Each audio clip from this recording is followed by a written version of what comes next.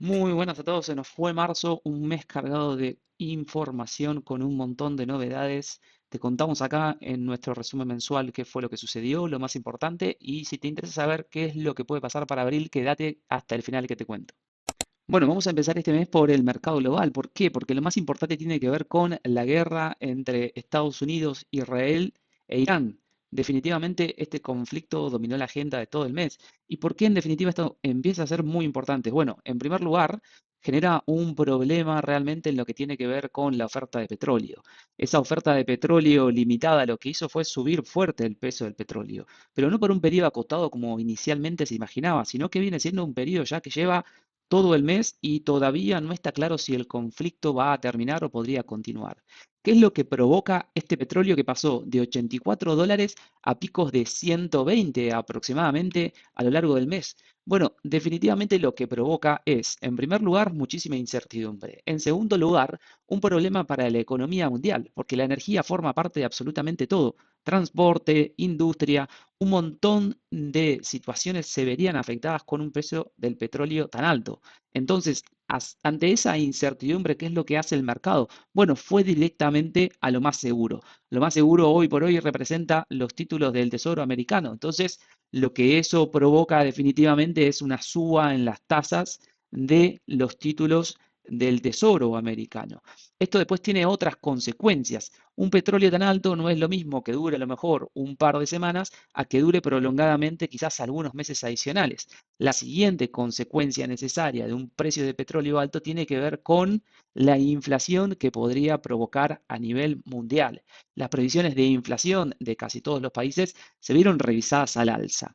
Y esto lógicamente es un problema. ¿Cómo atacan los bancos centrales a la inflación? Bueno, con un aumento de tasas para tratar de que la inflación esté contenida. Y un aumento de tasas suele ser una mala noticia para los flujos de la economía mundial. Si Estados Unidos, en lugar de seguir bajando las tasas como venía haciéndolo hasta febrero, empieza a subir las tasas, entonces los flujos de dinero van a ir hacia el dólar se va a fortalecer y por lo tanto van a sufrir los países emergentes.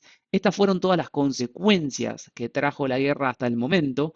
No es claro si Estados Unidos va a comenzar a subir la tasa, pero sí hay un ojo puesto en el precio del petróleo sostenidamente alto por mucho tiempo, impacto que eso puede tener en la inflación y si la inflación es persistentemente alta y prolongado en el tiempo, ¿qué impacto podría tener eso sobre futuras decisiones de la tasa de interés? Con lo cual es complejo el panorama y es incierto. Así que vamos a repasar un poco cómo impactó todo esto en los índices, empezando por Estados Unidos. Efectivamente, lo que vemos acá es un impacto muy negativo en los índices, por lo menos en el mes de marzo. Fíjense cómo prácticamente todos los índices fueron cayendo, desde el tecnológico, el S&P 500, las empresas de baja capitalización, el Dow Jones de industriales y las empresas de mediana capitalización, el IJH. Se vio un repunte, o mejor dicho, un piso en el 30 de marzo y un repunte el último día de marzo. Vamos a ver si esto es sostenido. ¿Por qué ese repunte? Porque parece que hay una intención bastante concreta de descalar el conflicto. ¿Qué quiere decir esto? Estados Unidos e Irán se estarían poniendo de acuerdo en tratar de frenar este conflicto. Eso lógicamente haría que se calmen un poco las aguas, deje de subir el precio del petróleo y no haya tanto impacto de mediano plazo en la economía mundial, que por el momento se está sintiendo. Entonces, ¿qué otras situaciones pueden llegar a ocurrir? Y miramos la película de los índices en 2026 que nos dejan, bueno, los que a lo mejor todavía están en un terreno neutro prácticamente, tiene que ver con empresas de baja capitalización y de mediana capitalización. Estas empresas en el escenario inicial de 2026, en una reserva federal bajando la tasa de interés, sí van a ver favorecidas, pero ahora que está en duda mayores caídas de la tasa de interés, no solo eso, sino que además potenciales subas, estas empresas pueden correr algo de riesgo porque no se ven beneficiadas con aumento o un sostenimiento de la tasa de interés en niveles altos. Sin embargo, los más perjudicados a nivel 2026, desde que comenzó el año, lo que se conoce como Year to Date, tiene que ver con Dow Jones, el S&P y las empresas tecnológicas. Fueron las que más sufrieron. Y fíjense que están todas en terreno negativo al 31 de marzo de 2026. Analizando por sectores, en el último mes vemos claramente energía fue el sector más favorecido. Bueno, energía son todas las empresas petroleras y todos los demás índices de sectores cayeron fuertemente.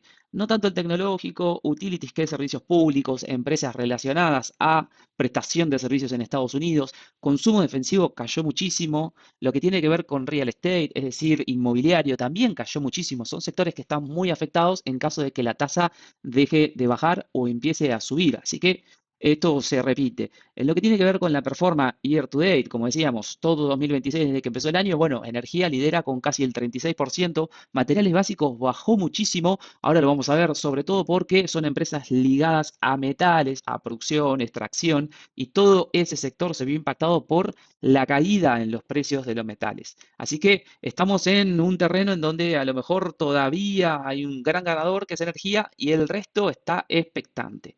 Vamos a ver cómo continúa. ¿Qué más tenemos? Bueno, lo que tiene que ver con las empresas a lo largo del mes. Fíjense, rojo en casi todas las empresas, salvo el sector energético que lo tenemos por acá. Algunas correcciones, oportunidades, pero para estar también cautos y atentos a cómo continúa el conflicto bélico. Continuando con el resto del mundo, bueno, ¿qué es lo que tenemos en el resto del mundo? Prácticamente todos los índices golpeados. Ahora, en este sentido tenemos disparidades, porque por un lado vamos a tener, mirámoslos, países como Brasil, Latinoamérica, si bien cayeron en el mes, no cayeron tan fuerte como otros países. ¿Y por qué se da esta diferencia? Porque Latinoamérica en general es un país que exporta materias primas, commodities y petróleo. Es en general un exportador neto de lo que tiene que ver con energía, a diferencia de países como el sudeste asiático, Asia, que están sobre todo en índices como países desarrollados, mercados emergentes, China. Gran parte de esos, en realidad, tienen otra dinámica con respecto al petróleo. Principalmente países desarrollados y emergentes están bastante necesitados de petróleo. Son importadores netos de petróleo. Por eso una disrupción en el precio del petróleo hace que toda esta zona caiga, especialmente también Europa, por ejemplo. Bueno, después, el resto de los países, como Latinoamérica, Brasil e incluso China, son menos dependientes del petróleo y eso favorece que no hayan caído tanto durante el mes de marzo que cerró. A nivel 2026, year to date, ¿cómo viene la película? Bueno, Brasil sigue siendo un claro ganador, a pesar de el movimiento de marzo se mantuvo bastante neutro, lo mismo Latinoamérica, y después vemos cómo de alguna manera China entró en terreno de corrección, las grandes empresas del mundo en el ICE ACWI también está en terreno de corrección, Europa lo mismo, y después tenemos países desarrollados todavía en terreno positivo gracias al último repunte del último día de marzo, y Japón y emergentes también en terrenos positivos. Pasemos al análisis ahora de lo que tiene que ver con metales, materias primas y un poco también de cripto. Bueno, todo lo que tuvo que ver con metales, mineras de oro, mineras de cobre, el conflicto a todas estas empresas les pegó bastante. Y si podemos ver a lo mejor lo que fue el desarrollo del mes de marzo, efectivamente el gran ganador fue petróleo.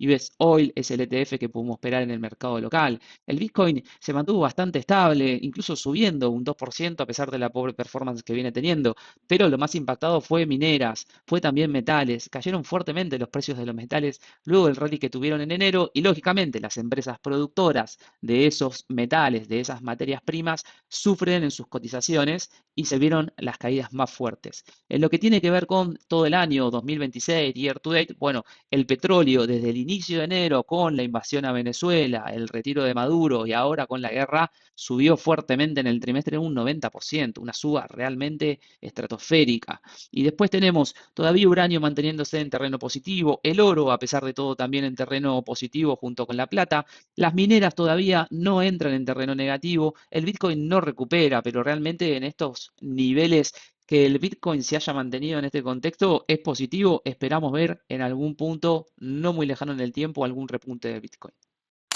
Bueno, modificado un poco en este mes el esquema, arrancamos por lo que fue el mercado global, ahora saltamos a Argentina y en otro contexto hubiéramos esperado, la verdad, una debacle en todo lo que tiene que ver con las variables económicas nacionales. Pero sin embargo, tuvimos un tipo de cambio que se mantuvo relativamente estable. Los financieros subieron pero levemente y los oficiales, tanto mayoristas como minoristas, tuvieron caídas en el mes. Esto realmente sorprende porque en un contexto de tanta volatilidad, Argentina suele ser bastante permeable, especialmente cuando salen los flujos de países emergentes, a pesar de que no somos oficialmente emergentes, y se van hacia monedas más fuertes como el dólar. Bueno, resistimos bastante bien en este marzo. Y la noticia más importante tiene que ver con la acumulación de reservas. El Banco Central sigue acumulando reservas, ya van 4.383 millones de dólares comprados. Se espera para todo el año. Recuerden que íbamos a comprar 10.000 millones de dólares. Ya estamos comprando el 43% de lo que teníamos pensado en tan solo un trimestre, el 25% del tiempo. Lógico, esto es así porque habitualmente después de junio empieza a haber una fuerza vendedora de lo que tiene que ver dólares, con lo cual es importante acumular la mayor cantidad de dólares hasta junio, en donde viene la cosecha gruesa, en donde probablemente seamos beneficiados por precios de commodities más altos y vamos a ver qué sucede con la segunda mitad del año, ahora que tenemos superávit exportador en petróleo y además con precios del petróleo tan altos. ¿Será el segundo semestre tan volátil el tipo de cambio como era anteriormente? Bueno, es una incógnita que conoceremos en este segundo semestre. ¿Qué pasó con el riesgo país? Bueno, el riesgo país, a diferencia del resto, se ve un poco afectado justamente por estos flujos de mercados emergentes o satélites que salen desde ahí y se van a algo más seguro como el dólar. Entonces, nos pega directamente esta caída que tuvo el riesgo país en el mes de marzo, un 7% solamente, pero veníamos, fíjense, en niveles cercanos a 450, 500, en este rango en enero, y a partir de ahí empezó a subir todo por mérito propio, quizás por alguna intención de invasión de Estados Unidos que se termina confirmando acá, y ahí el riesgo país continúa subiendo. Vamos a ver efectivamente en este contexto de subas de tasas posibles o no, pero sí al menos mantenimiento del nivel de tasa en los niveles que está Estados Unidos ahora. Esto dificulta que a lo mejor el riesgo país vaya a la zona de 400, 450, como esperábamos a principio de año. Es un escenario completamente distinto. O sea, tenemos que recalibrar ahora las expectativas a lo que está sucediendo en este momento. Y si bien la acumulación de reservas es importante para el país, el escenario bélico internacional hace que probablemente flotemos en una zona entre 650, 550, muy poco probable que vayamos a la zona de 500 o 400 como pensábamos a principio de año. Todo está por verse.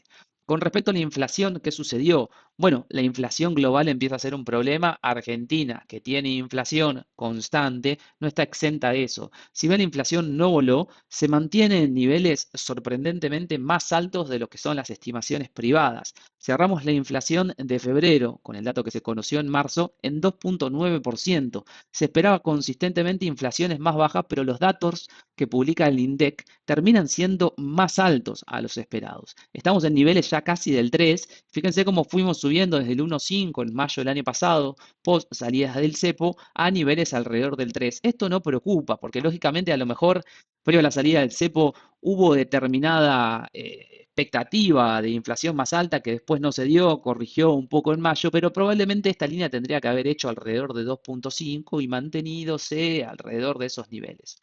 No viene sucediendo, esperemos que a lo mejor no superemos el techo de 3 para después empezar probablemente en el segundo semestre un descenso a la baja.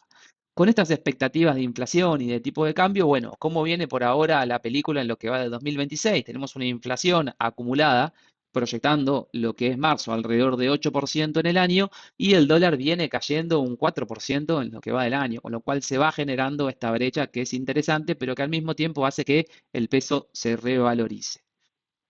Yendo al mercado local, estrictamente hablando, lo más destacado tiene que ver con el programa económico de acumulación de reservas, como mencionábamos, es positivo. En segundo lugar, salió un nuevo Bonar 2028 con una tasa anual en dólares de 6% que paga intereses en forma mensual, igual que el Bonar 27 que había tenido buena recepción. Pero lo que notamos acá es que para el mercado no es lo mismo un vencimiento en 2027 que en 2028 y eso es algo a tener en cuenta. Mucho ojo para el año que viene, qué hacer con nuestras inversiones en dólares en Argentina.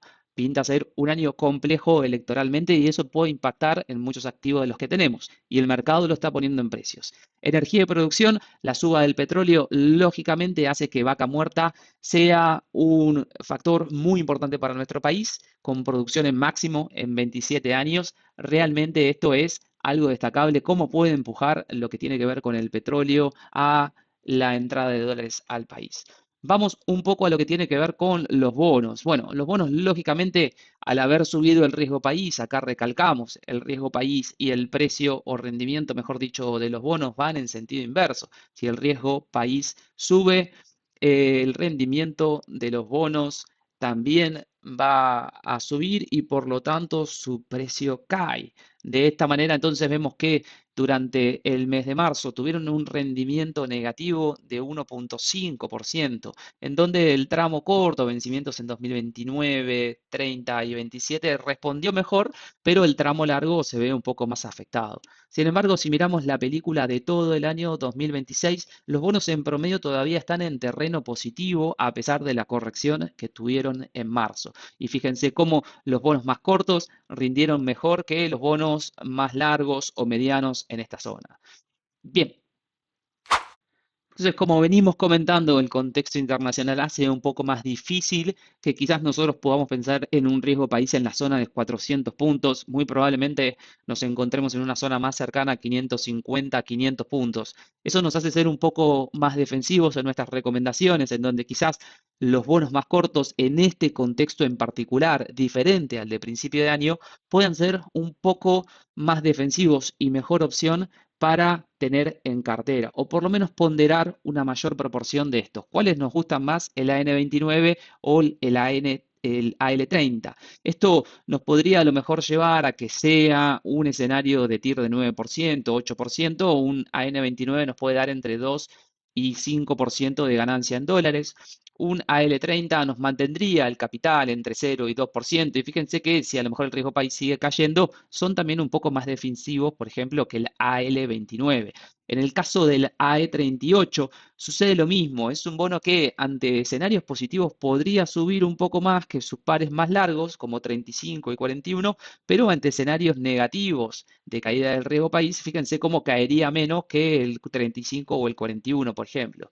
Con lo cual, para perfiles más agresivos, continuamos prefiriendo el AE38. Lógicamente en menores proporciones, porque el escenario de ir a TIR de 7 para estos bonos es un poco más restringido. Probablemente nos encontremos en escenarios de TIR de 9 o de 8 para este bono en particular.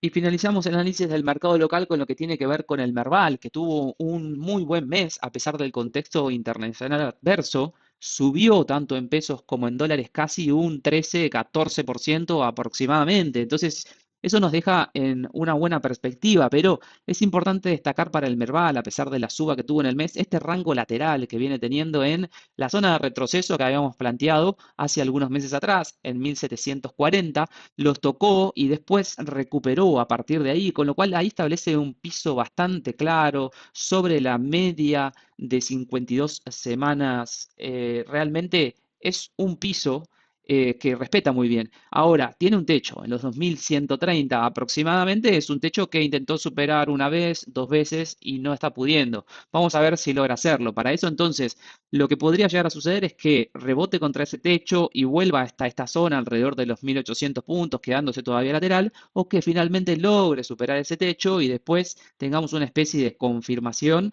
para luego ir a buscar los máximos históricos en la zona de 2500 puntos y después habilitaría nuevos máximos. Pero por ahora vamos por partes. Después, acciones ganadoras y perdedoras del mes, lógicamente lo que tiene que ver con el sector energético. YPF fue un claro ganador en el mes. También tenemos a Pampa, a TGS, a Edenor. El sector bancario, sin embargo, viene siendo el más débil. No está con buenos números en cuanto a lo que tiene que ver con la mora. Con lo cual, un ojo puesto en ese número porque realmente con la situación económica como está y la mora en aumento, el sector bancario es de los más débiles del Merval. Y para cerrar un poco nuestras perspectivas y expectativas para abril, tiene que ver, en primer lugar, en Estados Unidos. Bueno, vamos a tener una volatilidad elevada, puede haber algún rebote de corto plazo, pero el conflicto es lo que sigue marcando el ritmo inevitablemente. Entonces, los datos a seguir de cerca en Estados Unidos principalmente tienen que ver con, ¿hay fin de la guerra o no hay fin de la guerra? Eso determina un petróleo que se va a seguir manteniendo caro o que puede bajar. ¿Qué impacto va a tener todo eso en la inflación del dólar? Y por lo tanto, dependiendo de la inflación que tenga el dólar, ¿cómo va a impactar en las tasas de interés? Lo importante es que la tasa de interés se mantenga en estos niveles. Ya sabemos que es probable que no baje, pero por lo menos que no suba porque se puede acelerar las correcciones en las bolsas de Estados Unidos. Esto es muy importante. Y después, cuando empiecen a reportar ganancias las empresas, lo que tenemos que mirar es cómo este impacto de la suba del petróleo puede pegar en las ganancias empresariales, porque quizás ahí tengamos de mediano plazo ya un impacto más concreto en la economía que puede hacer caer a los índices. Después, en mercados emergentes es importante acá ser selectivo, tuvieron un muy buen atractivo a principio de año, pero este impacto en los precios del petróleo tiene diferentes aristas en Asia o en Latinoamérica, con lo cual acá es lógicamente esperar y ver qué podría pasar con la tasa, cómo sigue impactando la tasa de Estados Unidos en mercados emergentes. Si sigue subiendo, va a sacar flujos de mercados emergentes, especialmente a lo mejor los flujos más complicados que podrían estar en Asia. Acá consideramos que es mejor favorecer países exportadores de commodities si el petróleo persiste. Brasil con el WZ y LF con Latinoamérica. Respecto a lo que tiene que ver con metales, oro y plata podrían seguir siendo activos de refugio a pesar de que en marzo no lo fueron, especialmente si tenemos una inflación elevada, el oro suele ser un activo de refugio. Esto es importante estar atentos. GLD es el ticker del ETF que podemos invertir en Argentina, SLB es plata para la inversión desde Argentina por medio de CEDARS. Y por último, materias primas.